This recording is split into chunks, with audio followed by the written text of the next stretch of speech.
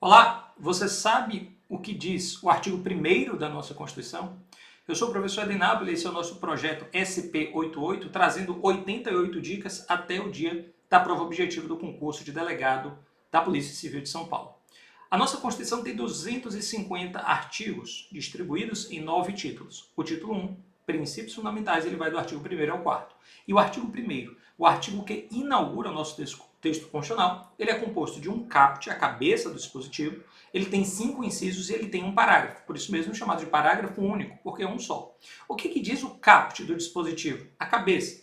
Ele diz que a República Federativa do Brasil, formada pela união indissolúvel dos Estados, municípios e Distrito Federal, constitui-se em Estado democrático de direito e tem como fundamentos 2 pontos. Bom, antes de partir para os fundamentos, olhando para o caput, o que a gente percebe?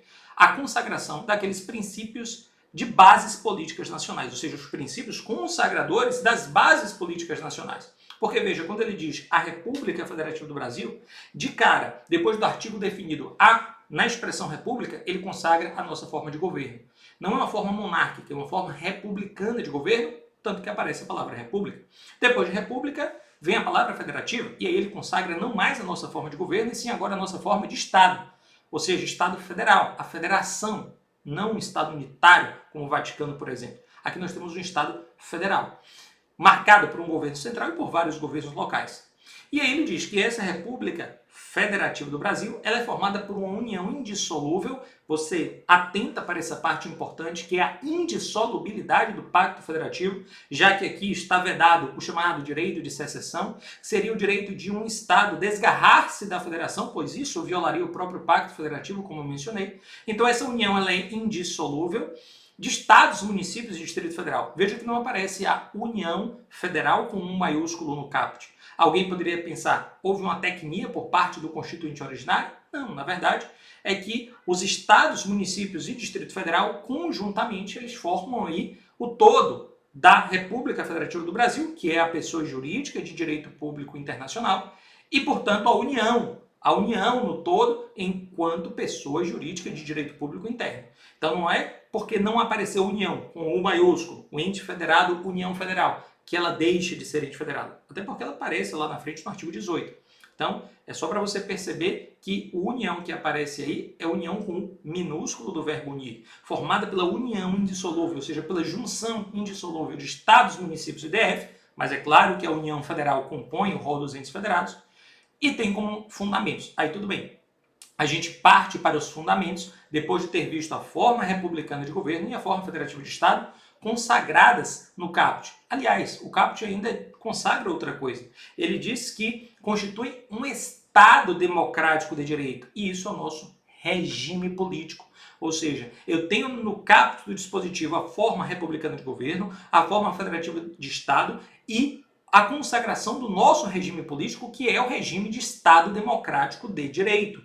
Ou seja, aquele Estado que se assenta sobre o pilar da soberania popular. Soberania vem de superomnia, é dizer, poder maior, poder supremo.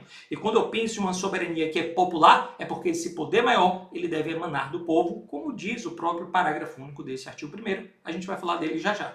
Então você tem um Estado democrático que traduz aquela ideia teórica conhecida de um governo do povo, pelo povo e para o povo. Ok, fechamos o caput, mas temos os fundamentos, 5 incisos. O famoso só se di va plu, aquele acrônimo, a técnica de memorização que trabalha com sílabas iniciais para formar só de soberania, si de cidadania, de dignidade da pessoa humana, va de valores sociais do trabalho da livre iniciativa e plu de pluralismo político. Bacana? Esses são os fundamentos da República, todos sendo apresentados sob a forma de substantivos. E por fim, o parágrafo único do artigo 1º, que conclui esse primeiro artigo dos 250 que compõem a Constituição. E o parágrafo único vai dizer que todo poder emana do povo. Eu sei que você respondeu. Todo poder emana do povo, que o exerce por meio dos seus representantes eleitos ou diretamente nos termos desta Constituição.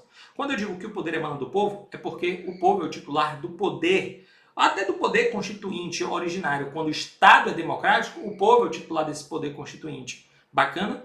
Então, o poder emana do povo. Agora veja, que o exerce por meio de representantes eleitos, e eu tenho uma democracia indireta, porque o exercício é por meio de representantes, Por isso que essa democracia indireta, também chamada de representativa, porque se dá por meio de representantes eleitos, mas o mesmo parágrafo único vai dizer: todo poder emana do povo, que o exerce por meio dos seus representantes eleitos, vírgula, ou diretamente nos termos desta Constituição. E aí, quando ele diz diretamente nos termos desta Constituição, ele está falando da possibilidade de democracia agora direta, não mais indireta ou representativa.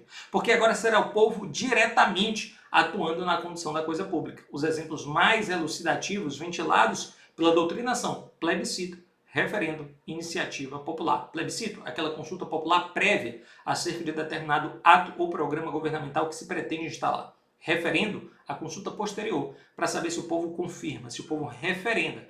E a iniciativa popular, aquela prevista no 61, parágrafo 2º, que vai dizer que a iniciativa popular será exercida pela apresentação à Câmara dos Deputados de projeto de lei, veja, não é de PEC, é de projeto de lei, subscrito por no mínimo 1% do eleitorado nacional, distribuído por pelo menos 5 estados da federação e com não menos do que 0,3% dos eleitores de cada um deles. Bacana? Esse é o artigo 1º da nossa Constituição, inaugurando o título 1 dos princípios fundamentais.